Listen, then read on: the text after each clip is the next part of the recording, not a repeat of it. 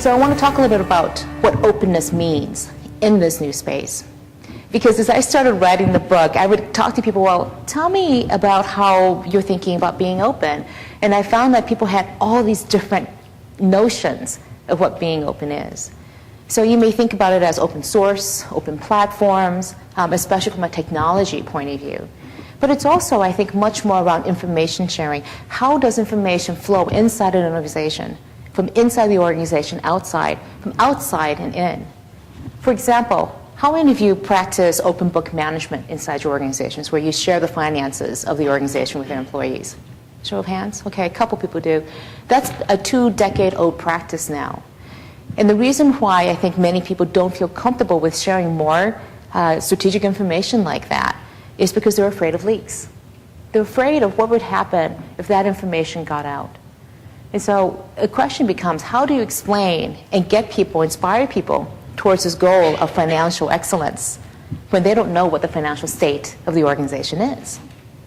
So the organizations that are practicing open book management, where they're explaining strategically what they're doing, have an advantage because everyone is starting to be more aligned with what they're trying to achieve.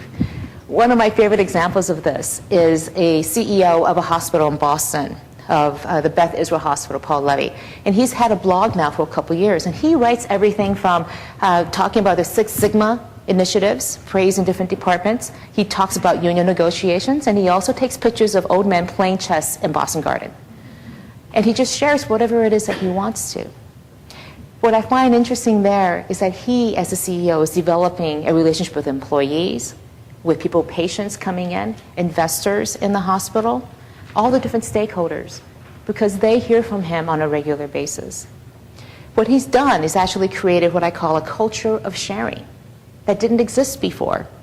And that's what's different now than what was happening just 2 years ago before we kind of came into this Facebook era. There was a culture of sharing now. People are getting comfortable with this idea that they share whatever catches their imagination. They share information they think is going to be helpful to the people they're trying to reach. So there's tons of different ways you can do information sharing, and there's also different ways now where you can spread decision making.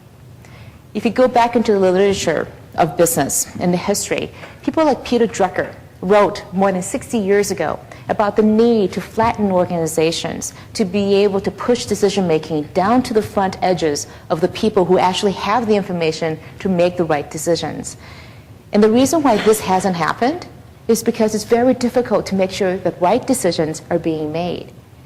It's hard for the executives at that top level to feel comfortable giving up that need to be in control. What's different now is that the information sharing is there to support distributed decision making. Now, distributed decision making isn't always the best thing to do. You may actually want consensus, for example, when you're hiring a new member into a team, or you may want command and control and centralized decision making because not everybody will have the full picture of a strategic direction. So lots of different ways you can make decisions, and the key question here becomes, how open do you need to be? Because this is the interesting thing. I don't think every organization should be completely 100% open, because it's impossible. Nobody is 100% open, not even to the closest people in your lives.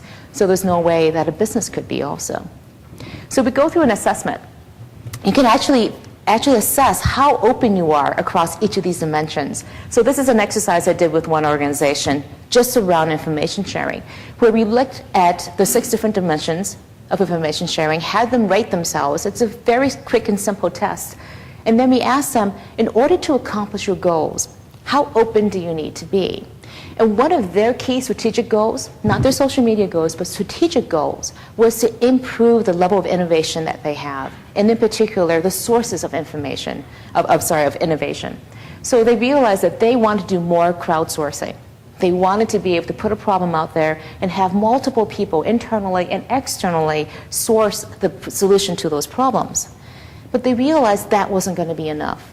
They also had to improve significantly their ability to explain their decision-making process of which solution they choose. Why did you choose that solution from an employee versus that other solution? Being able to explain why that was happening was something they realized they were not very good at.